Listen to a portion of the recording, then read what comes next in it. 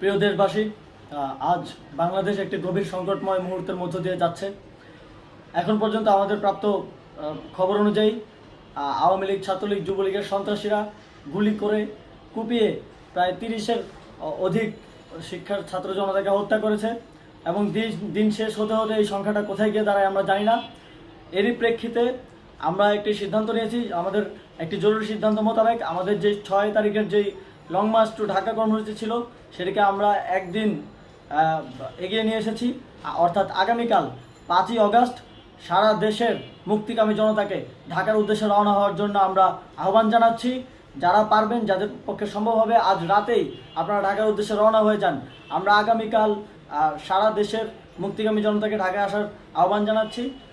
বিশেষ করে ঢাকার আশেপাশে যে জেলাগুলো আছে, আপনারা দায়িত্ব নিয়ে মসজিদের মাইকে ঘোষণা দিয়ে যাদেরকে পাবেন সবাইকে নিয়ে ঢাকার উদ্দেশ্যে রওনা হন। এই লড়াই আমাদের জন্য একটি চূড়ান্ত লড়াই। আমরা চূড়ান্ত ঘোষণার জন্য প্রস্তুত। আমরা গণভবনের দিকে যাত্রার জন্য প্রস্তুত এবং সেই উদ্দেশ্যেই আপনারা সবাই ঢাকা আসুন। আমরা আপনাদের সবাইকে নিয়ে আমাদের চূড়ান্ত দাবি আদায়ে এগিয়ে যাব।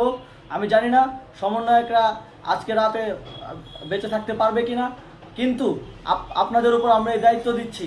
আপনারা সবাই নিজ দায়িত্বে ঢাকায় আসবেন আগামীকাল এবং পরশু পরিস্থিতি বিবেচনা করে পরশু গণভবনের দিকে 4 দিক থেকে আমরা রওনা হব।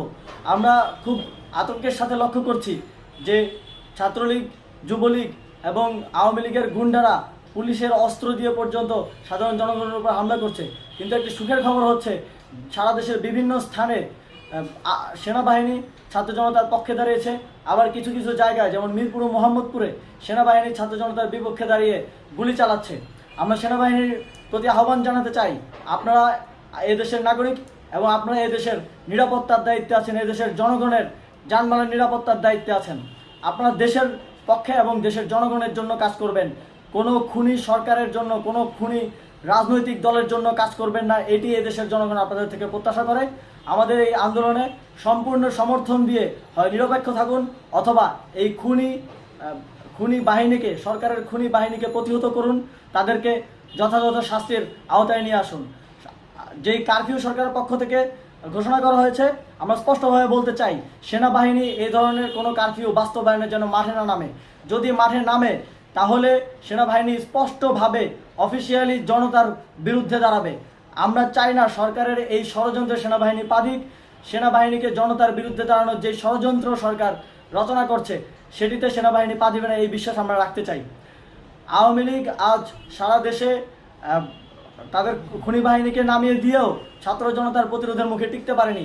রাজপথের পরাজিত শক্তি হিসেবে তারা সেনাবাহিনী সহ অন্যান্য বাহিনীকে আমাদের বিরুদ্ধে কাজে লাগানোর চেষ্টা করছে।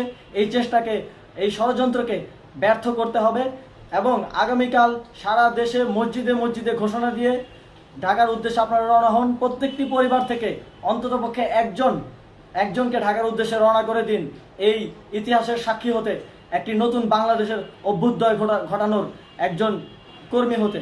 ধন্যবাদ সকলকে।